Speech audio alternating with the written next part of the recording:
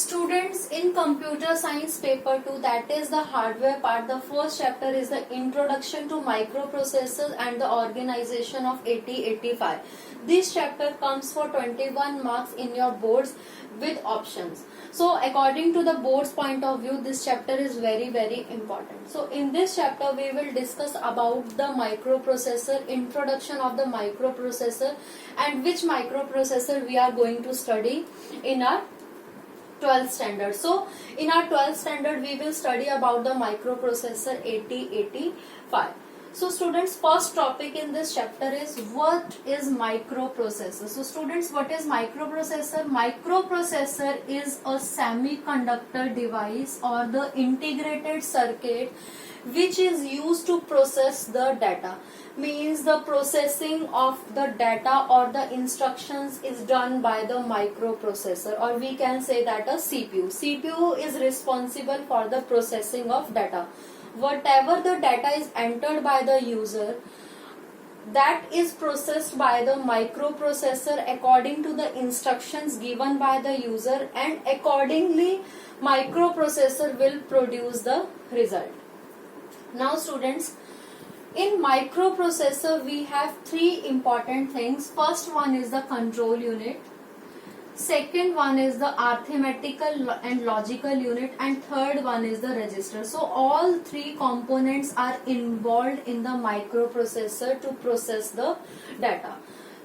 Now next one is the block diagram of microprocessor. So in the block diagram of microprocessor we have all three components that are related to each other. So first one is ALU, that stands for arithmetical and logical unit. Second one is the registers. Third one are the control units. So this is the basic block diagram of all the microprocessors. So students, first one is the ALU. ALU stands for the arithmetical and logical unit. That means ALU is responsible for the addition, subtraction, division and multiplication, increment and decrement of the data. Means if we want to do or if we want to perform the addition, then that is done by the ALU of the microprocessor. If we want to do the subtraction, then again it is done by the ALU.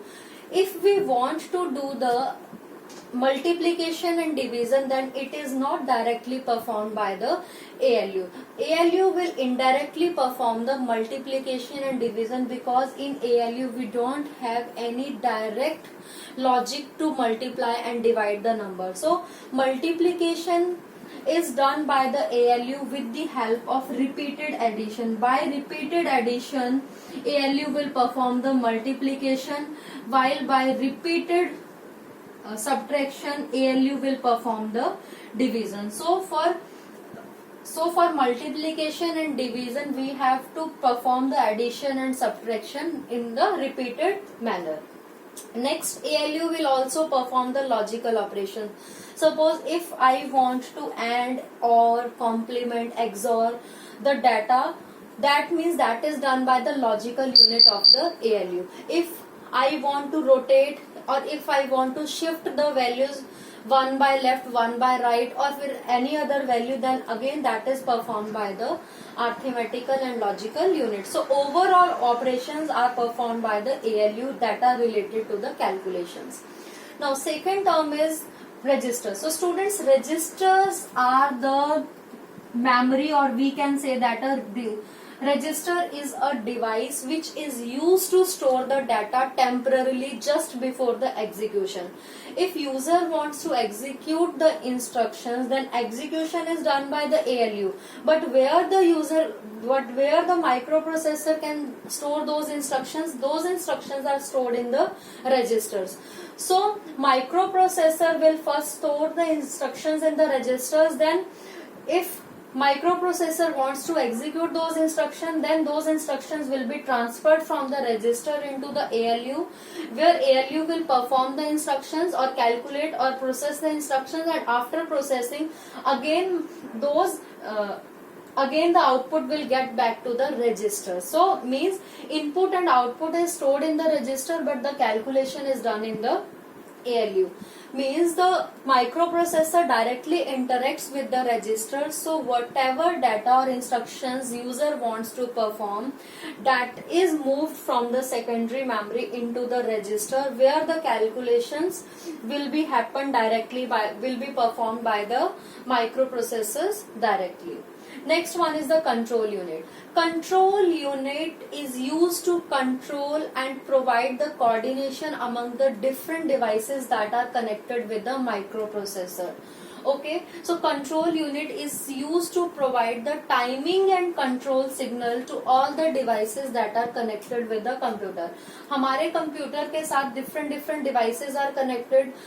So in order to provide the synchronization among all the devices, control unit will do that work, and control unit will also control the flow of data in between the microprocessor.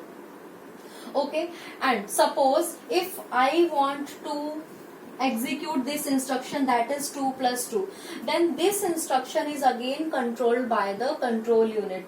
Control unit will send the signal to the ALU to perform the addition operation among within this data, and it will send the signal to the register to store the input, that means 2 and 2 value, into the register, and after the processing again control unit will send the signal to the register to store the output, that is 4 into this. So this is the functionality of the control unit. So in short students, ALU is used to perform the calculations that are related to the arithmetic operations or the logical operations.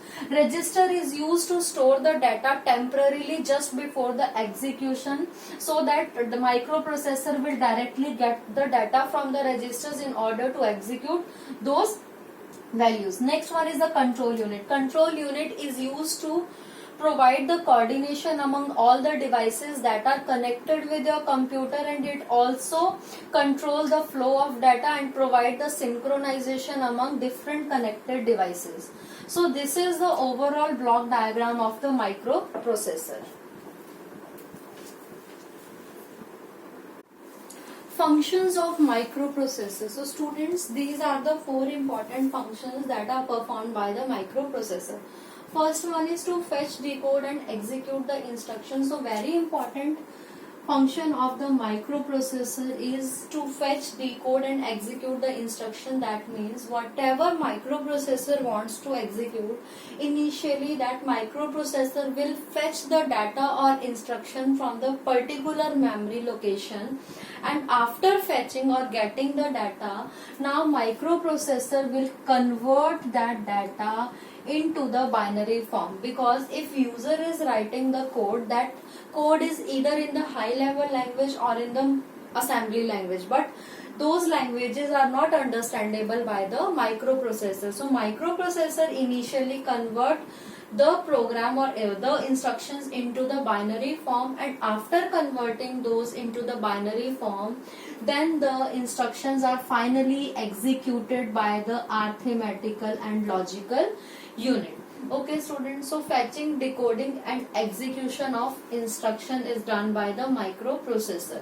Next one is to transfer the data to and from the memory and to and from the input output devices. If we want to transfer the data, if we want to write something into the memory, or if we want to read something from the memory, then that is done by the microprocessor.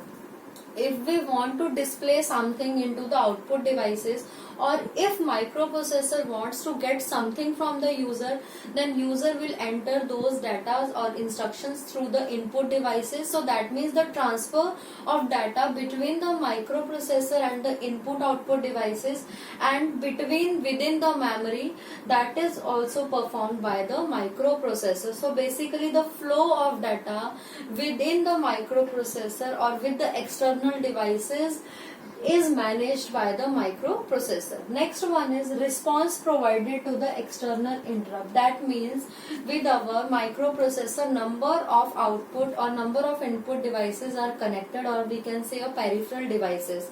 So if any of the interrupt comes through these devices, then microprocessor will hold its current executed instruction and it will jump to serve the interrupt first. Suppose we have an interrupt with name I and the microprocessor is executing the instruction with name P. So once the interrupt comes in between, then the microprocessor will stop its execution at this location and microprocessor will jump to the interrupt and it will execute this interrupt first, and after completing the execution of this interrupt, then the microprocessor will go back to the memory location from where it left. Okay students, so that means microprocessor will respond to the external devices. Sometimes the response depends upon the priority. Suppose we have the 10 interrupt comes to the microprocessor, then microprocessor will check the priority of all the interrupts. So it will serve the interrupt first which is having the highest priority. Next, in the last function of the microprocessor is providing overall timing and control signals to the system. That means in order to synchronize the system with the external connected devices, timing and control signals will be generated by the microprocessor. And if suppose we have some instructions, and in order to execute that instruction, whatever will be the components involved, microprocessor will send the signal to those components to activate so that they can execute the instruction. Suppose we have the instruction, for example 2 plus 2. So 2 plus 2, in order to calculate 2 plus 2, microprocessor will tell the ALU to initiate the addition of 2 and 2, and it will again tell any of the register to save these values and save the result. So that means microprocessor will send the timing and control signal to all the connected devices which are related to the instruction that is in the memory. So these are the functions of microprocessor. Evolution of microprocessor. For microprocessor there are the 5 generations, and with each generation the microprocessor becomes more powerful and more advanced. So first generation, in the first generation, the very first microprocessor that was developed with the name Intel 4004. So it was developed in the year 1971. The data bus size of this microprocessor is 4-bit. That means at a time a data bus can carry only the data that is up to 4-bit. After this, these are the microprocessors that followed Intel 4004. After 4004, the next microprocessor is Intel 8008. That was developed in 1972, and the size of the data bus of 8008 is 8-bit. That means a data bus can carry 8-bit of data at a time. After that, the next processor is Intel 8088 that was developed in the 1973, and again the size of data bus of this microprocessor is 8-bit, and same for the Motorola 6800 that was developed by Motorola company. Now after the first generation, there is a second generation with some more powerful features in the microprocessor. So in the second generation, the first microprocessor that was developed in is 8085 that was developed in 1976. So students, we can study this microprocessor in our hardware chapter.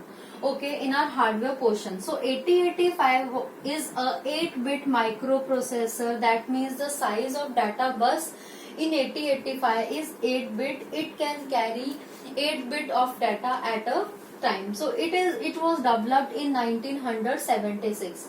So this is better than these microprocessors because in 8085 CPU, input output ports, RAM and ROM all are clubbed together into the same circuit. So that's why this is better. Next one is, it is followed by 2 more microprocessors with name Intersil IM6100 and Toshiba T8190. So students, these microprocessors are of 12-bit. That means at a time a data bus can carry 12-bit of data. So after second generation, the next generation is the third generation, where the first microprocessor was 8086. Students, this microprocessor was developed in 1978, and the size of the data bus size of this microprocessor is 16 bit. That means this microprocessor can carry more data as compared to the microprocessors of this generation. So anyhow, this microprocessor is better, and the execution capabilities of 8086 is better than the execution capabilities of the second and first generation computers.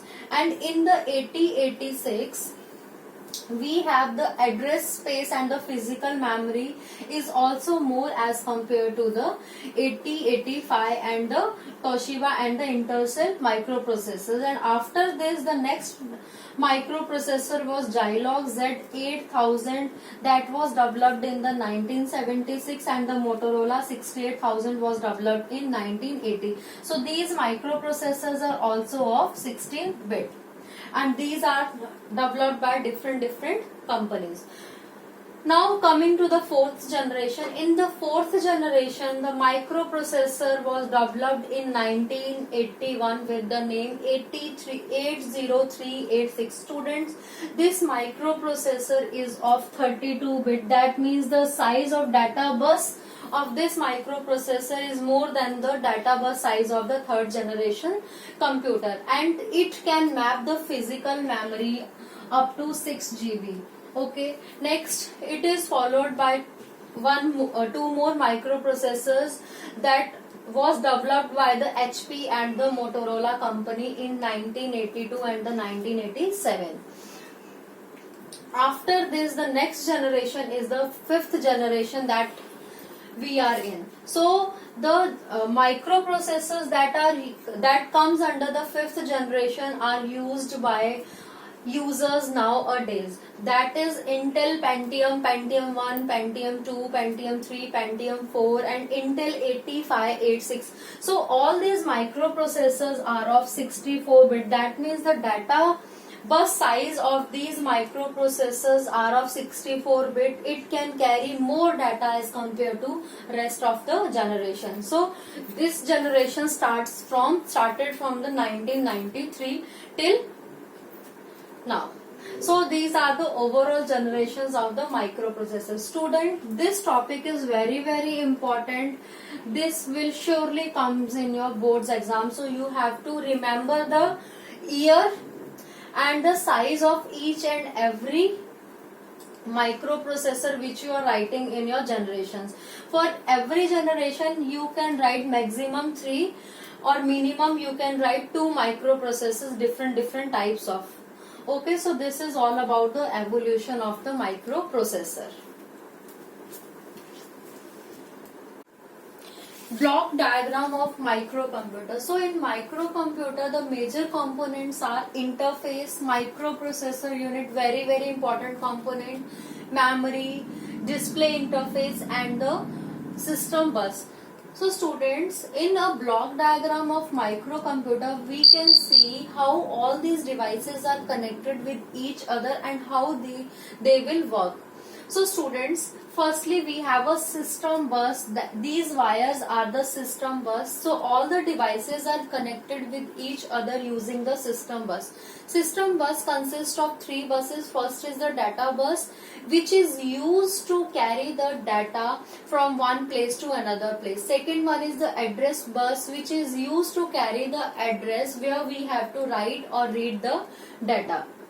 Next one is the control bus. Control bus is used to carry the read and write signal that depends what the user is requesting for. Next one is after system bus we have the components. So we can start with this component. The very first component in the microcomputer is keyboard. Keyboard is a input device which is used to give the input to the microprocessor for processing. If a programmer or if a user wants to process or execute its instruction, then programmer or a user can enter its information through any of the input device. So here in this example we have a keyboard. So through keyboard user will give its input, and those inputs will be stored in the keyboard interface, and through the keyboard interface it goes to the microprocessor unit for execution. So basically keyboard is an input device which is used to accept the data from the user which microprocessor units want to execute. So after input we have a output device. This output device is a display unit, or we can say that a monitor. This display unit is used to display the output that is received by the display unit from the microprocessor. Whatever user is entering as an input, that will be processed by the microprocessor, and after processing that data will be received by the display unit and it is being displayed through this output device. So input is to get the data and output is to display the data.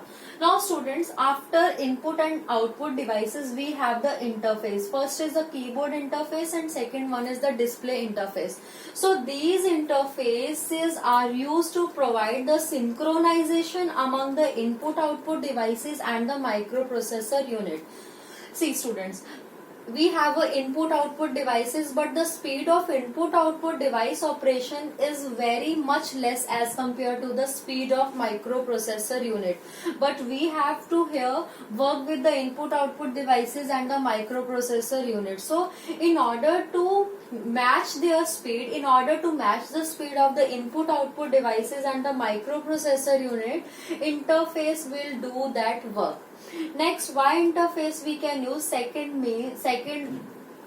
Second means why we are using the interface. Suppose if user is entering some values through the keyboard in order to process that, but at the same time the microprocessor is busy in some other task, so that means where the user can keep that data after entering it through the keyboard. So that data will be kept temporarily here in the keyboard interface before it will be received by the microprocessor unit. So if the microprocessor unit is busy at the same time while the user is entering their values from the keyboard, so for the on the temporary basis those values will be stored in the keyboard interface, and once the microprocessor unit will be freed, and after that those values comes from the keyboard interface into the microprocessor unit for execution. And here in the microprocessor unit those values will be stored in the register just before the execution. Now next one is the clock. So students, this whole circuit can be synchronized with the clock. That means the speed of this microcomputer circuit will depends upon the frequency of the clock. Next one is the ROM. So students, ROM is a memory unit, and ROM is a read-only memory, or we can say that a program memory, where we can store the data that is permanent, means no one is allowed to alter or modify the data contents that are present in the ROM. Whatever is written in the ROM, only user is allowed to read that data, not write operations are allowed on the ROM. So this is also known as the program memory. Next one is the RAM. RAM is also known as the data memory. It is also a memory unit where the user is allowed to perform both the read and write operations. If user wants to write, then he or she can write, and if user wants to read something from the RAM, then again it is allowed in case of RAM. So basically RAM is a temporary memory and ROM is the permanent memory. In ROM the instructions are saved and the code of ISR, that is interrupt service request, is saved. So once the interrupt comes, and according to the instructions that comes in the microprocessor unit, the contents in this ROM will be executed by the MPU. So all the instructions and the interrupt service request code, that is saved in the ROM. While in case of the RAM, permanent data is not saved, only the temporary data is saved in case of the RAM. And after RAM, now we have the three address lines. So this side we have the address line and this side we have the data line. Now students, I will show you the direction how the data flows from one device to another and how the address flows from one device to another. Now students, see, firstly, when the user is entering some values from the keyboard, it will be saved in the keyboard interface. Then from the keyboard interface it goes to the microprocessor. That means the flow of data is always away from the keyboard interface. If keyboard interface is giving some value to the microprocessor, that means direction is towards the MPU from the keyboard interface. Next, microprocessor unit will take or receive the data from the keyboard interface, so the direction of data flow is towards the microprocessor unit. And once the execution or processing of that data is done, now microprocessor unit will give the result according to the instructions given by the input device. So that means the microprocessor unit will produce the result, and that result will go through the data line to the display unit to display it on the display screen. So that means direction is towards the display unit. So in this case the data line is bidirectional. After this ROM, students, ROM, I told you earlier, ROM is a permanent memory. Only read operations are allowed in this type of memory, but write operations are not allowed. That means only we can read the data from the ROM, but we cannot write anything from it. So that means from this memory only the data comes to any of the device for reading. But if we are not able to write, that means nothing. That means there is no direction towards the ROM. Next one is the RAM. RAM is a temporary memory, means either we can write the data or we can read the data. So that means if we want to read the data, then the direction is away from the RAM, means the data will be the data which we are reading from the RAM comes to any of the device. But if we want to write something into the RAM, that means the direction is towards the RAM. Next one is the display interface. Display interface is used to display the data which is received by the microprocessor. So that means display interface can only display the data, but it will not give a data as an input to the other devices. It only display the data whatever it will receive from the other devices. If the data comes from the ROM, then it will display that data through the display device. If the data comes from the RAM, that means this display interface goes to the display and this display unit will display that particular data. So direction is always towards the display interface. So these are the data lines. Next one is the address line. So students, address is always generated by the microprocessor. Microprocessor will generate the address, and accordingly that particular device will be activated for reading and writing. So once the microprocessor can generate the address, and after generating the address, that will goes to the address decoder. This address decoder will decode, or that address decoder will decode means convert the data address from the hexadecimal form into the binary form, that is in the form of zeros and ones. And after converting or decoding that address, it can be sent to any of the selected device through this address bus. So this is the address bus. Through this address bus, address decoder will send the address that is generated by the microprocessor unit, but only after the decoding, because in our computer system the addresses are written in the form of the hexadecimal. But if we want to send it through the address line, then we have to convert those addresses into the binary form, and after converting in the binary form, only then that address will be sent through the data bus, because address bus can only carry the bits, not the hexadecimal values. So students, once the microprocessor will generate the address, so either the microprocessor will generate the address to the ROM. If microprocessor wants to read something from the ROM, then the direction of address is from the microprocessor towards the ROM. If the microprocessor wants to read something from the RAM, that means the direction of flow of address is from the microprocessor towards the RAM. And if microprocessor wants to display something into the display unit, that means there are number of the display unit devices are connected with the computer. So microprocessor unit will decide which display unit it will choose to display the data. So the direction of the address from the microprocessor unit towards the display unit, that is selected by the microprocessor unit for displaying purpose. Next one is the keyboard interface. Again, microprocessor unit will select the input device from where microprocessor unit wants to receive the data, because multiple input devices are connected with our computer. So microprocessor unit will devise which input device it wants to serve first. So the direction is towards the keyboard interface. So here direction is towards the input interface. Now next is the power supply. Power supply is very important. Without power supply, this machinery won't work.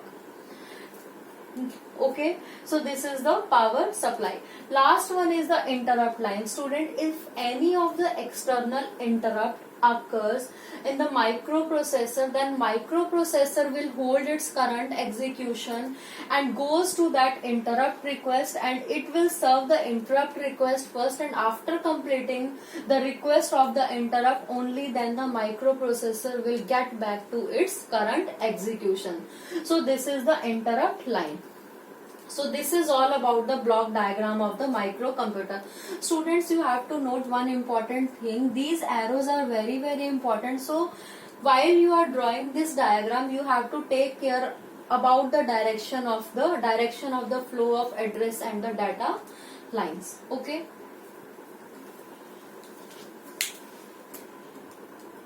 Internal architecture and the block diagram of 8085. So students, here we will discuss how the instructions are executed by the microprocessor step by step. So in order to execute any instruction by the microprocessor, each microprocessor has to follow following steps. First one is fetch. Fetch means to get the data or instruction from the particular memory location, and after getting the information, now the microprocessor will decode that instruction, means it will convert the instruction into the binary form, and after converting the instruction into the binary form, then finally the microprocessor will execute that instruction. So these are the three important steps that each and every microprocessor has to follow. Now see students, if microprocessor wants to execute any instruction, then initially microprocessor will generate the address of the memory location where microprocessor wants to write the data, or from where microprocessor wants to read the data. So in order to get the data or instruction, initially microprocessor will generate the address. Okay, and after generating the address, it will be moved from the address bus into the particular location. So students, here in this architecture, the address is stored in this address buffer, which is divided into two parts. First part is address buffer here, and second part is address buffer there. So address buffer in case of 8085 microprocessor is of 16-bit. That means microprocessor will generate 16-bit address. So 16 out of 16-bit address, 8 lower order bits are present in this address bus, while the higher order 8 bits are present in this address buffer.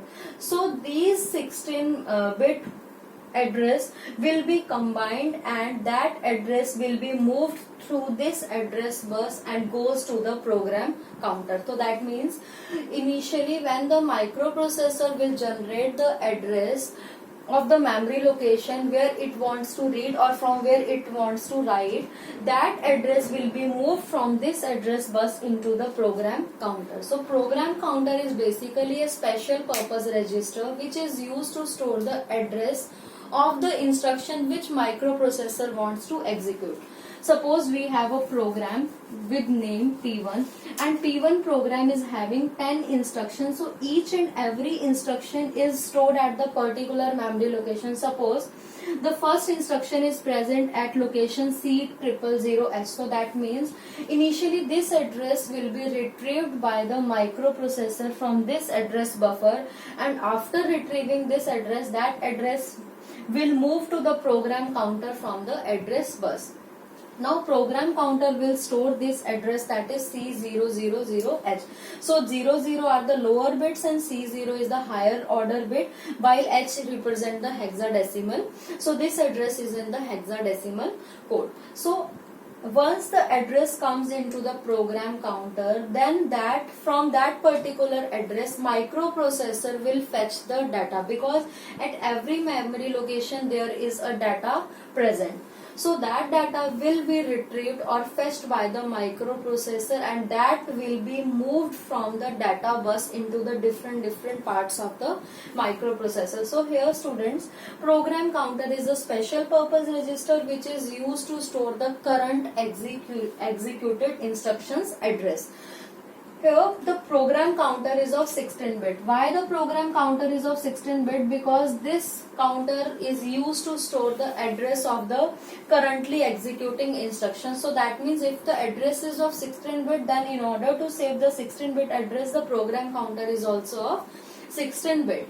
Now students, suppose in this program we have the 10 instructions. So initially program counter is having value C000H. Once this instruction is being decoded and goes to the ALU for execution, then the program counter will automatically increment itself, and the value of program counter is now C001. That means if this instruction is executed, then the microprocessor will fetch the new address from the address buffer, and that address will goes to the program counter, and this address will be deleted from the program counter. So program counter will increment itself one by one automatically once the previous instruction is executed by the microprocessor. Okay students, so here the program counter is of 16-bit. Once the address comes here in the program counter, from that particular address, now the microprocessor will fetch the data or instruction. That data is present here in the data buffer. So from the data buffer, that data will move through the data bus into the different component.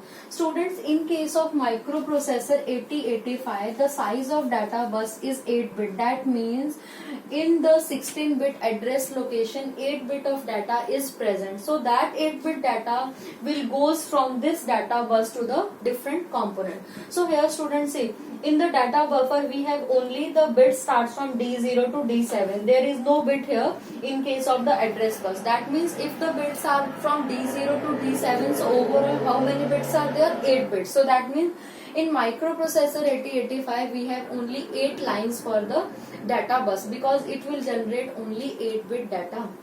So once the data moves from this data bus, then that data will move to the instruction register. So initially, after fetching the data from the address location, that instruction will goes to the instruction register. So here instruction register is used to store the instruction or the data which is being fetched from that particular location, memory location, and that memory location which is stored in the program counter. So once the instruction comes into the instruction register, okay, then it will goes to the instruction decoder for decoding. See students, instruction register is of 8-bit. Why the instruction register is of 8-bit? Because instruction register is used to store the 8-bit data, and in order to store the 8-bit data, the instruction register is also of 8 bit, and at a time instruction register can store only one instruction. Why? Because at a time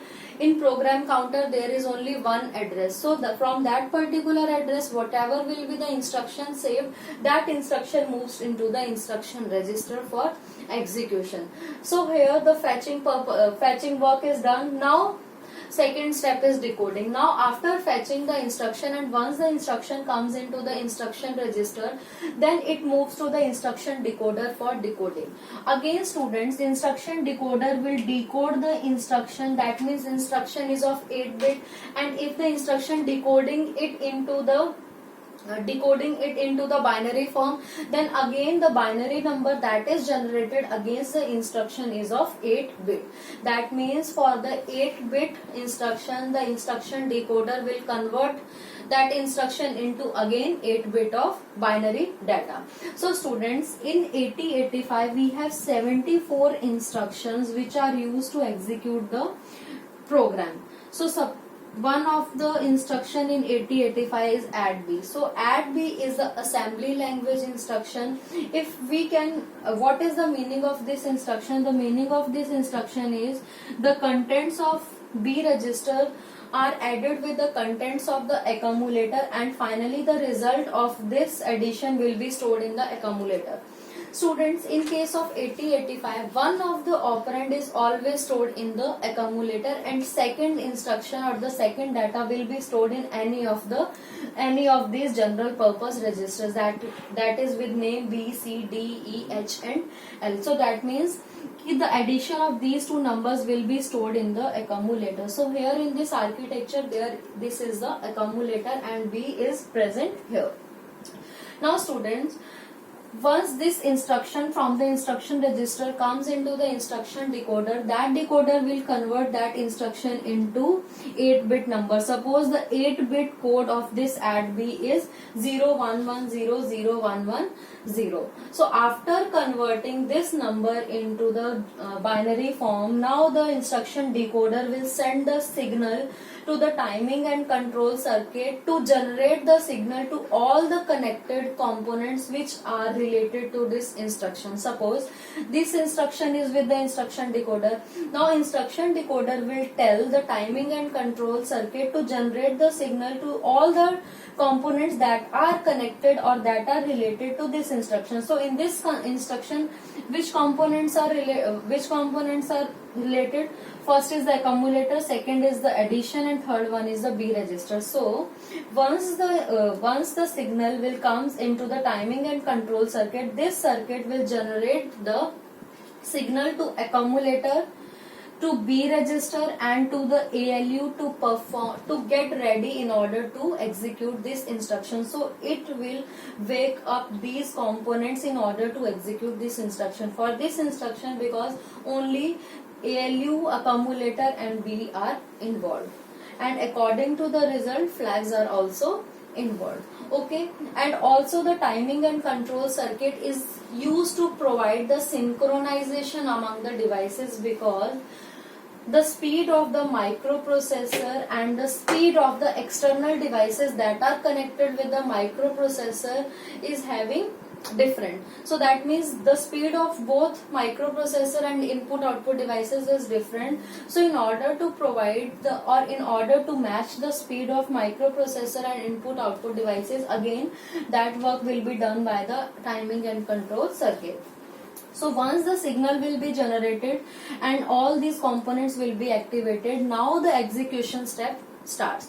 So in execution, suppose here in this example the accumulator is having value 5 and the B is having value 2. That means in B register the value 2 is stored and in the accumulator 5 is stored. That comes to the data bus into the accumulator. Okay students, so this 5 will pass from this data bus into the ALU, while 2 from this B register firstly goes or moves to the temporary register, and from the temporary register it will go to the ALU. Why students? See, the general purpose register B that is present here with value 2. So just before the execution, one of the operand from the general purpose register comes into the temporary register on the temporary basis. Once the execution is done, then the contents that are within the temporary register are deleted by the microprocessor automatically. So one of the instruction or one of the operand is always within the accumulator, and second is in any of the register, and from that register the data will moves into the temporary register. See students, for a human use or for a user use, we have only 7 registers, that is accumulator B, C, D, E, H and L.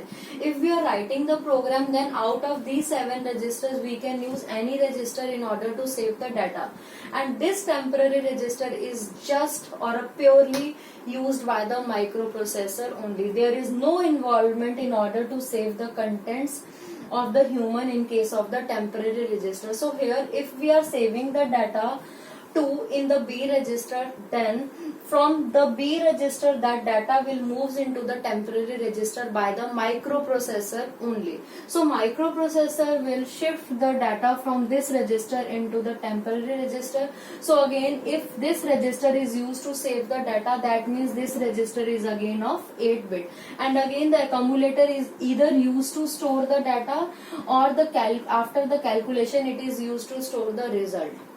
Okay, so that means if it is used to store the data, then it is of 8-bit, and if it is used to store the result, then again it is of 8-bit. See students, if we are adding two numbers and if the carry is generated, that means more than 8 bits are generated. So in order to save the carry, we have another bits other than this accumulator. So accumulator can only save the 8-bit result of the addition, and the 9th, 10th and 11th or other bits are stored in some other registers that we can discuss later. Okay students, so here accumulator and temporary register is of 8-bit because these are used to store the data, and these data comes from this address bus into the ALU. So ALU is having values now 5 and 2.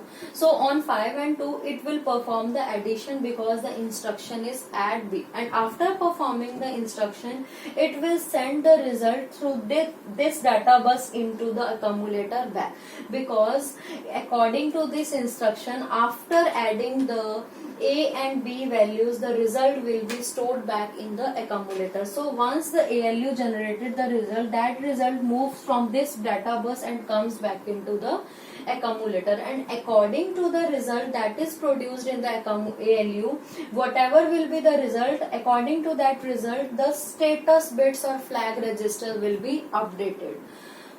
Again, in this architecture or in 8085, the flag register is of 8 bits. So see student, this is again a very big topic that we can discuss later. So flag register is of 8 bit. So according to the result, flags are updated. Now students, in this again next thing we have is an interrupt control. External hardware devices are connected with our microprocessor. So if any of the interrupt comes from the external devices that are connected with the microprocessor, then microprocessor will hold its current execution and it will serve the interrupt first, and after serving the interrupt it will come back into the normal execution of the current process. So that is the interrupt control. Again, this will discuss this topic we will discuss later. Next is the serial input output control.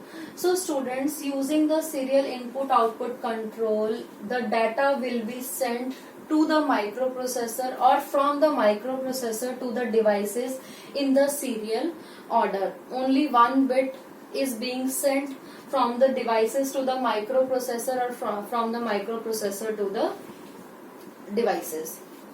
So this is all about the internal architecture block diagram of 8085.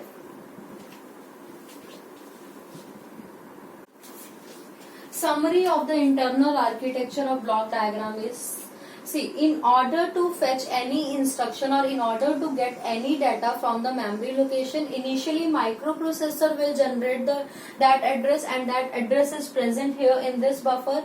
And once the microprocessor generated the address, that address will be moved from the address bus into the program counter. So program counter is used to store the address of the instruction which microprocessor wants to execute. Once the address comes into the program counter, from that address now the microprocessor will fetch the data which is saved at that particular memory location. Once the data comes, that data will move from the data bus to the instruction register. So instruction register at a time can store one instruction.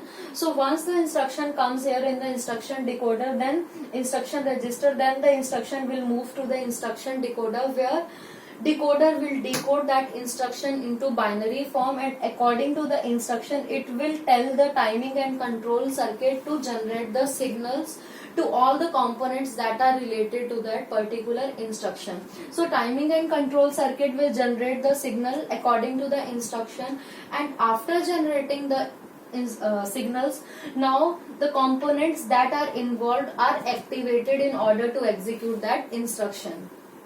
Okay, and after the result generated by the ALU, then final result will be sent from this data bus into the accumulator back.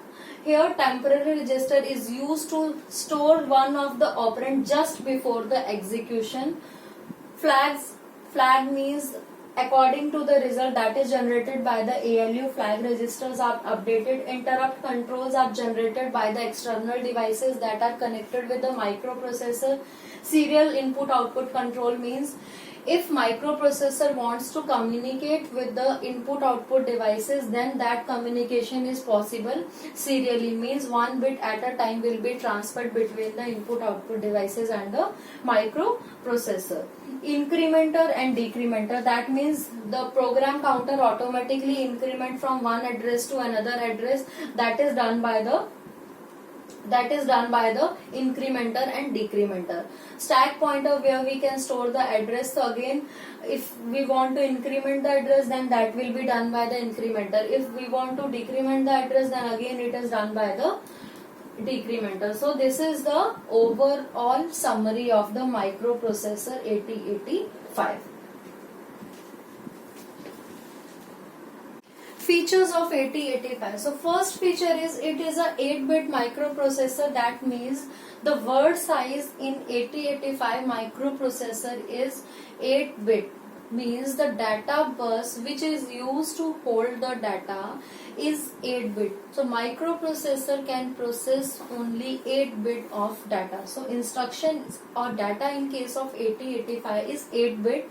That's why this microprocessor is known as the 8-bit microprocessor. Second one is it is available in 40-pin plastic DIP package. So DIP stands for dual in package. That means the microprocessor 8085 is having 40 pins, and out of 40 pins 20 pins are at this side and 20 pins are at this side. So dual in package means a rectangular circuit where 20 electrical pins are at the left side and 20 electrical pins at the right side. So the pin in the pin diagram of 8085 is having 40 pins, 20 is on the left side and 20 is on the right side. It is having 16-bit address bus. Students, the address bus which is used to carry the address and the address that is generated by the microprocessor is of 16 bits. Next is address bus is divided into two parts. That means the 16-bit address bus is divided in this microprocessor in two parts. First part is A0 to A7, that we can call a lower order byte, and second one is A8 to A15, that we can call a higher order byte. So students, these lower order bytes are multiplexed with the data bus. So in case of 8085 we have 8-bit data bus, that is D0 to D7. So in this bus only we can multiplex the address bus also. So the name or the multiplexed bus we can call as a AD0 to AD7, where D0 and D7, these are the 8 data lines, while A0 to A7 are the address lines. This topic we can study later. Next one is the to select the memory and input output devices, microprocessor will use input output mapped input output. That means कि if we want to select the input output devices for communication, or if we want to select the memory devices for the communication or for the read and write operations, we have a pin in the pin diagram of 8085, that is IOM. M के ऊपर there is a bar. So if this pin is high, that means the address on the address bus is for the input output device. But if this pin is low, that means the address in the address bus is for the memory. See students, in the microprocessor we can perform the operations with the input output devices as well as the memory. So in 8085, there is the address. Initially microprocessor has to generate the address of the device with which it wants to communicate. So in case of 8085, we have a pin which can distinguish between the addresses of input, output and memory. So if this pin is high, that means if the value of this pin is 1, then the address which is generated by the microprocessor on the address bus is for the input output devices. And if this pin is low, that means the value of this pin is 0.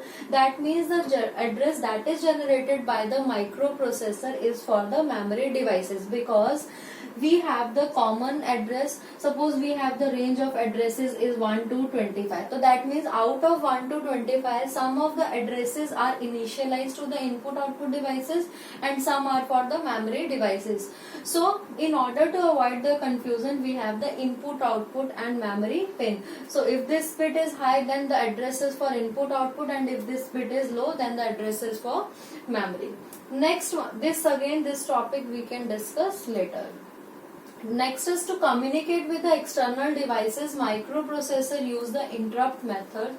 So students, if external devices are connected with our microprocessor, then sometime those micro interrupts will generate the interrupt. So in order to serve these interrupt, there is a facility in case of 8085. So 8085 will respond to the interrupt. Suppose if we are dividing any number by 0, so this is the interrupt, because this is the error. So microprocessor is having the ability to resolve this interrupt and respond to this type of errors.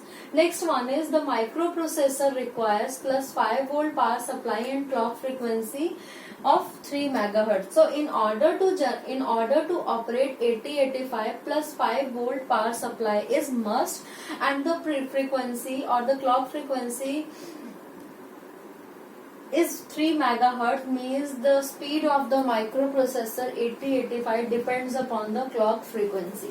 Next one is it consists of the 74 instructions. So in 8085, in the ROM we have 74 predefined instructions. Using those instructions we can write the code. For example, in C++ we have the instruction cout. So cout instruction is used to print the data. Cin instruction is used to get the data from the user. So these are the predefined codes. Similarly, in case of 8085, we have 74 different types of instructions. Next one is it consists of the special purpose registers, that is PC and SP. So PC stands for program counter and SP stands for stack pointer. So program counter is used to hold the address of current executing instruction, while stack pointers are used to save the interrupt during the address during the interrupts, or if the 7 general purpose registers are not sufficient to save the data of the program, then we can use some of the memory from the stack area So the memory which is acquired by the program from the stack area, that memory will be saved in the stack pointer. Again, this topic we will discuss later in detail.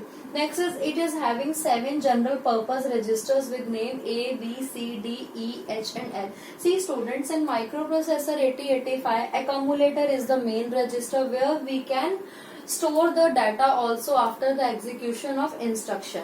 Next, B, C, D, E, H and L. So these are known as the general purpose registers. These are the 8-bit registers which are used to store the data. The last is the flag register is of 8-bit. So flag register is also known as the status register. That means whatever will be the address, whatever will be the data or the result generated by the ALU, according to that result the flag register will be updated. So in the flag register we have 8-bit, and out of 8 bits 5 bits are used and 3 bits are unused. Again students, this topic we can discuss later.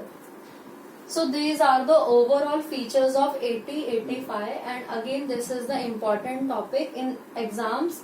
They can ask you this question for 3 marks. So for 3 marks you can write 6 features, for 4 marks you can write any 8 features.